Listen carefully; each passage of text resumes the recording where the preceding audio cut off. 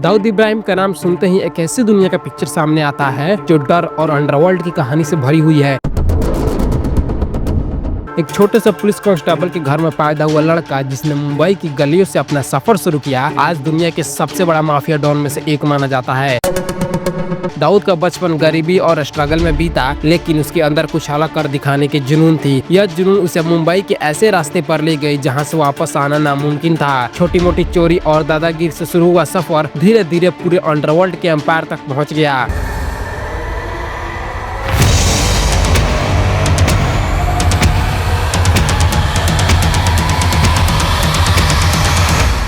दाऊद इब्राहिम सिर्फ एक नाम नहीं बल्कि ऐसी दास्तां है जिसमें दोस्ती, दुश्मनी, सियासत और खून से भरी हुई कहानी है। जहां एक तरफ वो अपने करीबियों के लिए रक्षक था, वहीं दूसरी तरफ वो अपने दुश्मनों के लिए खौफ की वजह। आज भी उसका जिक्र होता है तो लोगों के दिलों में एक अजीब सी ख्वाब की लहर छाई रहती है। वक्त के साथ उसका नाम क्राइम की दुनिया में फैलने लगा और वह पुलिस की नजरों से बचते हुए अपने नेटवर्क को मजबूत करता गया। दुनिया ने उसे गैंगस्टर, स्मगलर और टेररिस्ट के रूप में देखा, लेकिन दाऊद ने हमेशा खुद को एक बिजनेसमैन मानता रहा।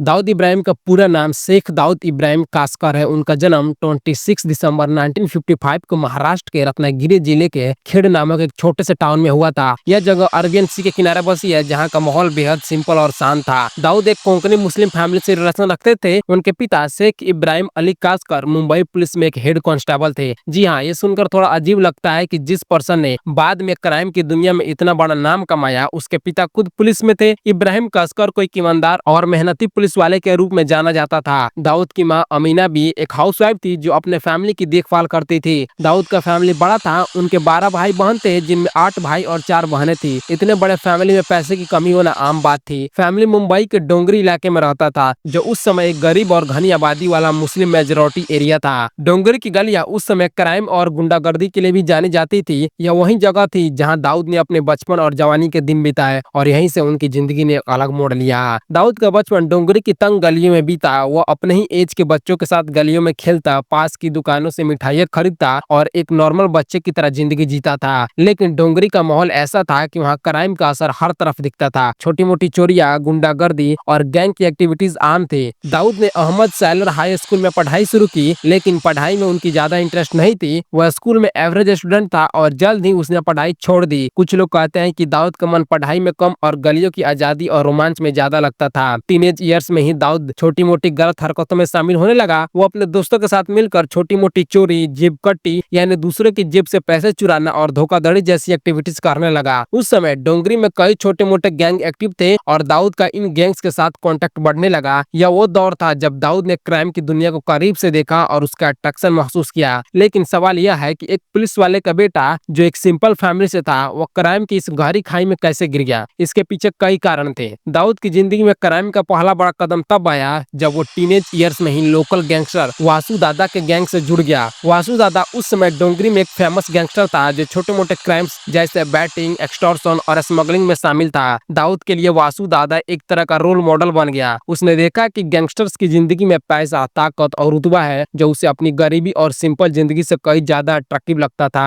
कहा जाता है कि दाऊद ने अपनी पहली रॉबरी तब की जब वो मुश्किल से 17-18 साल का था, लेकिन यह रॉबरी पूरी तरह से नाकाम रही। उसने अपने दोस्तों के साथ मिलकर एक छोटी सी दुकान को लूटने की कोशिश की, लेकिन गलती से वह पकड़ा गया। इस घटना के बाद उसे अपने घर में अपने पिता से कड़ी सजा मिली। कुछ लोग कहते हैं कि उसे बेल्ट से पिटाई भी की गई थी, लेकिन इस सजा ने दाऊद को सुधारने के बजाय और विद्रोही बना दिया। वो और ज्यादा साहसी और निडर हो गया। दाऊद का बड़ा भाई शब्बीर इब्राहिम कासकर भी उस समय क्राइम की दुनिया में कदम रख चुका था। शब्बीर और दाऊद ने मिलकर डोंगरी में अपनी खुद की छोटी सी गैंग शुरू की। यह गैंग छोटे मोटे क्राइम्स में शामिल थी, जैसे कि एक्सटॉर्शन, गैम्बलिंग और बैटिंग। लेकिन दाऊद का दिमाग बहुत तेज था। वह सिर्फ छोटे मोटे क्राइम्स तक सीमित नहीं रहना चाहता था। उसने देखा कि मुंबई की क्राइम की दुनिया में बड़े गैंगस्टर जैसे हाजी मस्तान और करीम लाला बहुत पैसा और ताकत कमा रहे थे। दाऊद को भी वही रुतबा चाहिए था। साल 1970 में दाऊद और शब्बीर ने अपनी गैंग को और मजबूत करना शुरू किया। उन्होंने डोंगरी और आसपास के इलाकों में अपनी पकड़ बनानी शुरू की। उस समय मुंबई में सोने की स्मगलिंग, शराब की इलीगल सेल और एक्सटॉर्शन जैसे क्राइम बहुत आम थे। दाऊद ने इन अवसरों का फायदा उठाया और धीरे धीरे अपनी गैंग को बड़ा करने लगा। लगा, लेकिन इस दौरान उसका सामना कई बार मुंबई पुलिस से भी हुआ। एक बार तो ऐसा हुआ कि दाऊद को पुलिस ने पकड़ लिया, लेकिन वो अपनी चालाकी से बच निकला। दाऊद की चालाकी और निडरता ने उसे डोंगरी की गलियों में फेमस करना शुरू कर दिया। लोग उसे एक बागी और साहसी नौजवान के रूप में देखने लगे। उसका पर्सनालिटी ऐसा था कि वो लोगों को आसानी से इन्फ्लुएंस कर लेता था। वो बातचीत में माहिर था और उसकी लीडरशिप स्किल कमाल की थी। यही वजह थी कि कई युवा उसके गैंग में शामिल होने लगे। दाऊद ने अपनी गैंग को एक ऑर्गेनाइज्ड रूप देना शुरू किया, जिसे बाद में डी कंपनी के नाम से जाना गया। लेकिन दाऊद की जिंदगी में एक बड़ा मोड़ तब आया जब उसका भाई शब्बीर, जो उसका सबसे बड़ा सहारा था, एक गैंग वॉर में मारा गया। यह घटना साल 1981 में हुई, जब शब्बीर को पठान गैंग ने गोली मार दी। इस हादसे ने दाऊद को झकझोर कर रख दिया। वह गुस्सा और बदले की आग में जलने लगा। उसने ठान लिया कि वो अपनी गैंग को और मजबूत करेगा और अपने भाई की मौत का बदला लेगा। यही वो पल था जब दाऊद ने क्राइम की दुनिया में पूरी तरह से जाने का फैसला किया। शब्बीर की मौत के बाद दाऊद ने अपनी गैंग को और ऑर्गेनाइज किया। उसने डी कंपनी को एक ऐसी ताकत बनाना शुरू किया जो मुंबई की अंडरवर्ल्ड में सबसे बड़ी ताकत बनने की ओर बढ़ रही थी। उसने सोने की स्मगलिंग, एक्सटॉर्शन और ड्रग्स के कारोबार में शामिल होना शुरू कर दिया। दाऊद की चालाकी और उसके स्ट्रेटजी ने उसे बाकी गैंगस्टर से अलग बनाया। वह न सिर्फ क्राइम करता था, बल्कि उसे बहुत सोच समझकर और सिस्टमैटिक तरीके से करता था। दाऊद ने अपने गैंग में ऐसे लोगों को शामिल किया जो उसके प्रति वफादार थे और उसकी बात मानते थे। उसने मुंबई के कई इलाकों में अपनी पकड़ बनाई, खासकर डोंगरी, नागपाड़ा, मझगांव और भाईखाला जैसे क्षेत्रों में। उसका गैंग अब सिर्फ छोटे मोटे क्राइम्स तक सीमित नहीं था, बल्कि बड़े पैमाने पर स्मगलिंग और एक्सटॉर्शन पर काम करने लगा था। दाऊद की बढ़ती ताकत ने उसे मुंबई पुलिस की नजर में भी ला दिया, लेकिन वो हमेशा अपनी चालाकी से बच निकलता था। साल 1980 की शुरुआत में दाऊद इब्राहिम ने अपनी गैंग डी कंपनी को छोटे मोटे गैंग से ऑर्गेनाइज्ड क्रिमिनल ग्रुप में बदलना शुरू किया। उनके भाई शब्बीर की मौत ने उन्हें गुस्से और बदले की आग से भर दिया था। दाऊद ने ठान लिया था कि वो मुंबई की अंडरवर्ल्ड में सबसे बड़ा नाम बनेगा। उस समय मुंबई में कई बड़े गैंगस्टर थे, जैसे हाजी मस्तान, करीम लाला और वरदराजन मुदलियार, जो स्मगलिंग, एक्सटॉर्शन और इलीगल बिजनेस के जरिए लाखों करोड़ कमा रहे थे। दाऊद इन गैंगस्टर से इंस्पिरेशन लेता था, लेकिन वह उनसे भी आगे निकलना चाहता था। उसका गैंग अब सिर्फ छोटी मोटी एक्सटॉर्शन या चोरी तक सीमित नहीं था। दाऊद ने सोने की स्मगलिंग, शराब के इलीगल सेल, ड्रग्स का बिजनेस और वेपन्स की स्मगलिंग जैसे बड़े क्राइम्स में कदम रखा। एक खास बात जो दाऊद को बाकियों से अलग करती थी, वो थी उसकी बिजनेस की समझ। वो क्राइम को एक धंधे की तरह चलाता था। उसने मुंबई के कई बड़े बिजनेसमैन, फिल्म प्रोड्यूसर्स और बिल्डर से एक्सटॉर्शन शुरू की, लेकिन वो इसे इतनी चालाकी से करता था कि लोग डर के मारे उसका नाम तक नहीं लेते थे। दाऊद का डर इस कदर फैल गया था कि लोग उसे भाई कहकर बुलाने लगे। यह नाम बाद में उसकी पहचान बन गया। दाऊद की बढ़ती ताकत ने मुंबई की अंडरवर्ल्ड में कई दुश्मन भी बना दिए। उस समय मुंबई में पठान गैंग बहुत ताकतवर थी, जिसका लीडरशिप करीम लाला और उनके भतीजे समद खान कर रहे थे। पठान गैंग ने ही दाऊद के भाई शब्बीर की हत्या की थी और दाऊद इस बात का बदला लेना चाहता था। साल 1980 में दाऊद और पठान गैंग के बीच कई बार वायलेंट गैंग वॉर्स हुए। इन गैंग वॉर में कई लोग मारे गए और मुंबई की गलियां खून से रंग गई। एक फेमस इंसिडेंट साल 1981 की है, जब दाऊद ने पठान गैंग के एक बड़े मेंबर अमीरजादा पठान को मारने की सुपारी दी। यह हत्या इतनी सनसनीखेज थी कि इसने पूरे मुंबई को हिला कर रख दिया। इस घटना के बाद दाऊद का नाम और डर और बढ़ गया। लोग समझ गए कि दाऊद अब कोई छोटा मोटा गैंगस्टर नहीं है, वो एक ऐसा आदमी है जो अपने दुश्मनों को खत्म करने में जरा भी नहीं हिचकिचाता। मुंबई में हुए इस गैंग वॉर के कारण दाऊद भी मुंबई पुलिस की इन्वेस्टिगेशन के दायरे में आ गया। पुलिस ने उसे पकड़ने के लिए कई छापे मारे, लेकिन दाऊद अपनी चालाकी से हर बार बच निकलता था। कहा जाता है कि दाऊद के पास पुलिस के अंदर भी कुछ लोग थे जो उसे पहले से खबर दे देते थे, इससे वो हमेशा पुलिस की पकड़ से बाहर आता था। साल 1980 में दाऊद ने बॉलीवुड पर भी अपनी पकड़ बनानी शुरू की। उस समय बॉलीवुड में बहुत पैसा था, लेकिन वहाँ भी अंडरवर्ल्ड का हस्तक्षेप था। दाऊद ने कई बड़े फिल्म प्रोड्यूसर्स, डायरेक्टर्स और एक्टर्स से एक्सटॉर्शन शुरू की। वो अपनी गैंग के जरिए फिल्मों के फाइनेंसिंग में भी शामिल होने लगा। अगर कोई प्रोड्यूसर उसकी बात नहीं मानता तो उसे धमकियां मिलती थी। कई बार तो सेट पर गोलीबारी तक हो जाती थी। दाऊद का बॉलीवुड में हस्तक्षेप इतना बढ़ गया था कि कई बड़े स्टार्स और प्रोड्यूसर उससे डरने लगे थे, लेकिन दाऊद बहुत चालाकी से काम करता था। वो कभी भी सामने नहीं आता था।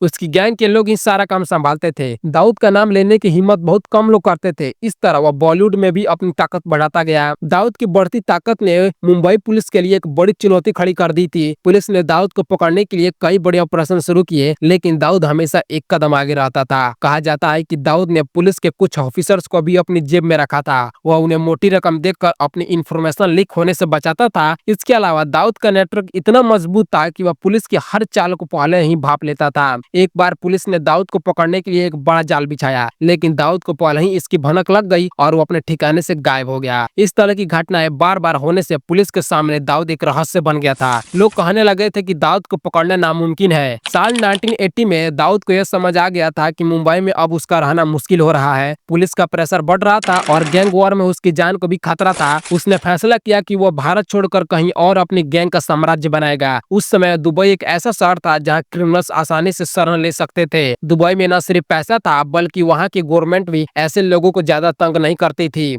साल 1986 में दाऊद इब्राहिम भारत छोड़कर दुबई चला गया। यह उसके जीवन का एक बहुत बड़ा मोड़ था। दुबई में उसने अपनी गैंग डी कंपनी को और मजबूत किया। उसने वहाँ के वेल्थी मर्चेंट शेख और बड़े बिजनेसमैन से कॉन्टेक्ट बनाए। दाऊद ने दुबई में कई लीगल और इलीगल बिजनेस शुरू किए, जैसे रियल एस्टेट, होटल्स और स्मगलिंग का धंधा। उसने अपने गैंग को एक इंटरनेशनल क्रिमिनल ऑर्गेनाइजेशन में बदलना शुरू किया। दुबई में दाऊद का रुतबा इतना बढ़ गया था कि वो वहाँ एक सेलिब्रिटी की तरह रहने लगा। वह बड़े बड़े होटल्स में पार्टियां करता था, महंगी कार्स में घूमता था और बड़े लोगों से मिलता था। लेकिन इसके साथ ही वो अपनी गैंग को भी चला रहा था। उसने भारत में अपने भरोसेमंद लोगों को डी कंपनी की जिम्मेदारी सौंपी ताकि वहाँ का बिजनेस चलता रहे। दुबई में रहते हुए दाऊद ने अपनी गैंग को एक इंटरनेशनल लेवल का ऑर्गेनाइजेशन बना दिया। उसने पाकिस्तान, अफगानिस्तान, नेपाल और श्रीलंका जैसे देशों में अपने नेटवर्क को फैलाया। उसका गैंग अब ड्रग्स की स्मगलिंग, वेपन्स की स्मगलिंग और मनी लॉन्ड्रिंग जैसे बड़े क्राइम्स में शामिल था। दाऊद ने अपने बिजनेस को इतना फैलाया कि उसका नाम न सिर्फ भारत में बल्कि पूरी दुनिया में गूंजने लगा। दाऊद की चालाकी का एक एग्जाम्पल यह था कि वो अपने इलीगल बिजनेस से कमाए पैसे को लीगल बिजनेस में लगाता था। वह रियल एस्टेट, होटल्स और अदर बिजनेस में पैसा लगाकर उसे साफ करता था। इससे वो पुलिस और इन्वेस्टिगेटिंग एजेंसी की नजरों से बचता था। दाऊद का यह नेटवर्क इतना कॉम्प्लेक्स था कि कोई भी इन्वेस्टिगेटिंग एजेंसी उसे पूरी तरह से समझ नहीं पाती थी। दाऊद इब्राहिम का नाम भारत में तब सबसे ज्यादा हेडलाइंस में आया जब 12 मार्च साल 1993 को मुंबई में एक के बाद एक 12 धमाके हुए। ये धमाके इतने भयानक थे कि इनमें 257 लोग मारे गए और 700 से ज्यादा लोग घायल हो गए। ये भारत के हिस्ट्री में सबसे बड़े टेररिस्ट अटैक्स में से एक था। इन धमाकों ने मुंबई को हिला कर रख दिया। Bombay stock exchange, Air India building, hotel Centaur और कई भीड़ भाड़ वाले इलाके में बम फटे। पूरे देश सदमे में था। लेकिन इन धमाकों का सबसे बड़ा खुलासा तब हुआ जब इन्वेस्टिगेशन में दाऊद इब्राहिम का नाम सामने आया। भारत सरकार और मुंबई पुलिस ने दावा किया कि इन धमाकों के पीछे दाऊद की डी कंपनी का हाथ था। इन्वेस्टिगेशन में पता चला कि बम धमाकों में इस्तेमाल हुए वेपन और एक्सप्लोसिव मटेरियल दुबई और पाकिस्तान से स्मगलिंग के जरिए भारत लाए गए थे। कहा जाता है कि दाऊद ने अपने इंटरनेशनल नेटवर्क का इस्तेमाल करके इन धमाकों की साजिश रची थी। साल 1992 में अयोध्या में बाबरी मस्जिद के गिराए जाने के बाद देश में कम्युनल टेंशन बढ़ गया था। कुछ लोग कहते हैं कि दाऊद ने इन धमाकों को बदले की भावना से अंजाम दिया, लेकिन दाऊद ने हमेशा इन आरोपों से इनकार किया। उसने कहा कि वह इन धमाकों में शामिल नहीं था। फिर भी भारत सरकार और इन्वेस्टिगेटिव एजेंसीज ने उसे मेन कंस्पिरेटर माना। इन धमाकों के बाद दाऊद का नाम सिर्फ एक गैंगस्टर तक सीमित नहीं रहा बल्कि वो भारत का मोस्ट वांटेड टेररिस्ट बन गया। साल 1993 के बम धमाकों के बाद भारत सरकार ने दाऊद को पकड़ने के लिए अपनी पूरी ताकत लगा दी। उसे भारत का एनिमी नंबर 1 डिक्लेयर किया गया। भारत के इंटरपोल के जरिए दाऊद के खिलाफ रेड कॉर्नर नोटिस जारी करवाया। मुंबई पुलिस, सीबीआई और रॉ जैसी एजेंसी उसे पकड़ने के लिए दिन रात काम करने लगी। लेकिन दाऊद अब भारत में नहीं था। वह दुबई में अपनी गैंग चला रहा था और बाद में वहां से भी गायब हो गया। कहा जाता है कि साल 1993 के बाद दाऊद दुबई से पाकिस्तान चला गया। अकॉर्डिंग टू सम रिपोर्ट्स वो कराची में रहने लगा, जहां उसे पाकिस्तान के खुफिया एजेंसी ISI का प्रोटेक्शन मिला। भारत सरकार ने कई बार पाकिस्तान से दाऊद को सौंपने की मांग की, लेकिन पाकिस्तान ने हमेशा दावा किया कि दाऊद उनके देश में नहीं है। यह बात भारत और पाकिस्तान के बीच एक बड़ा कंट्रोवर्सी बन गई। दाऊद की मौजूदगी को लेकर कई सवाल उठे, लेकिन कोई ठोस सबूत नहीं मिला। साल 1990 में दाऊद की डी कंपनी एक इंटरनेशनल क्रिमिनल ऑर्गेनाइजेशन बन चुकी थी। उसका नेटवर्क न सिर्फ भारत बल्कि पाकिस्तान, अफगानिस्तान, श्रीलंका, नेपाल, दुबई, मलेशिया और यूरोप तक फैल चुका था। दाऊद की चालाकी का एक और एग्जाम्पल यह था कि वो अपने गैंग को बहुत ही सिस्टमैटिक तरीके से चलाता था। उसने अपने भरोसेमंद लोगों जैसे छोटा शकीर, टाइगर मेमन और अनीस इब्राहिम, उसके भाई को डी कंपनी की अलग अलग शाखाओं की जिम्मेदारी सौंपी। ये लोग भारत और विदेशों में उसके बिजनेस को संभालते थे। दाऊद खुद कभी सामने नहीं आता था। वह हमेशा पर्दे के पीछे से अपनी गैंग को कंट्रोल करता था। साल 1993 के बम धमाकों के बाद भी दाऊद का बॉलीवुड पर प्रभाव कम नहीं हुआ। उसकी गैंग ने कई फिल्म प्रोड्यूसर्स और एक्टर्स को धमकियां देना जारी रखा। कुछ लोग कहते हैं कि दाऊद ने कई बॉलीवुड फिल्मों में अपने पैसे लगाए थे। वह फिल्मों के जरिए अपने ब्लैक मनी को व्हाइट करता था। उस समय बॉलीवुड में डी कंपनी का डर इतना था कि कई बड़े स्टार्स और प्रोड्यूसर चुपके दाऊद के लोगों से मिलते थे। एक फेमस इंसिडेंट साल 1997 की है, जब famous film producer Gulshan Rai को गोली मार दी गई। कहा जाता है कि इस हत्या के पीछे दाऊद की गैंग का हाथ था। इस तरह की घटनाओं ने बॉलीवुड को डर के साये में जीने के लिए मजबूर कर दिया। लेकिन दाऊद इतना चालाक था कि उसके खिलाफ कोई ठोस सबूत नहीं मिलता था। साल 1993 के बाद दाऊद की जिंदगी एक रहस्य बन गई। कोई नहीं जानता था कि वो कहाँ है। कुछ लोग कहते हैं कि वो कराची में रहता है, तो कुछ का दावा है कि वो दुबई, मलेशिया या किसी और देश में छिपा हुआ है। भारत सरकार ने कई बार उसकी तलाश की, लेकिन वो हमेशा इन्वेस्टिगेटिव एजेंसी से एक कदम आगे रहा। दाऊद की जिंदगी के बारे में कई अफवाहें भी फैली। कुछ लोग कहते हैं कि वो कई बार प्लास्टिक सर्जरी करवा कर अपना चेहरा बदल चुका है। कुछ का कहना है कि वो एक आम आदमी की तरह कराची की गलियों में घूमता है। दाऊद की पर्सनल लाइफ भी उतनी ही रहस्यमयी है। उसकी शादी मेहजबीन नामक एक महिला से हुई, जिसे जुबैदा के नाम से भी जाना जाता है। उनके कई बच्चे हैं, जिनमें से उनकी बेटी मारूफ की शादी एक पाकिस्तानी क्रिकेटर के बेटे से हुई थी। दाऊद की बेटी की शादी में कई बड़े लोग शामिल हुए थे, जिससे यह साफ हो गया कि दाऊद का पहुंच कितना बड़ा है। भारत सरकार ने दाऊद को पकड़ने के लिए कोई कसर नहीं छोड़ी। उसकी प्रॉपर्टीज को सीज किया गया, उसके फैमिली के लोगों पर नजर रखी गई और उसके गैंग के कई मेंबर्स को अरेस्ट किया गया। साल 2003 में भारत ने दाऊद को ग्लोबल टेररिस्ट डिक्लेयर करवाने के लिए यूनाइटेड नेशन से अपील की। इसके बाद दाऊद पर प्रेशर और बढ़ गया, लेकिन इसके बावजूद वो आज तक पकड़ा नहीं गया। कई बार न्यूज आई कि दाऊद को पकड़ने के लिए भारत ने गुप्त ऑपरेशन चलाए। कुछ लोग कहते हैं कि भारतीय खुफिया एजेंसी रॉ ने दाऊद को मारने की प्लान भी बनाई थी, लेकिन हर बार वो बच निकला।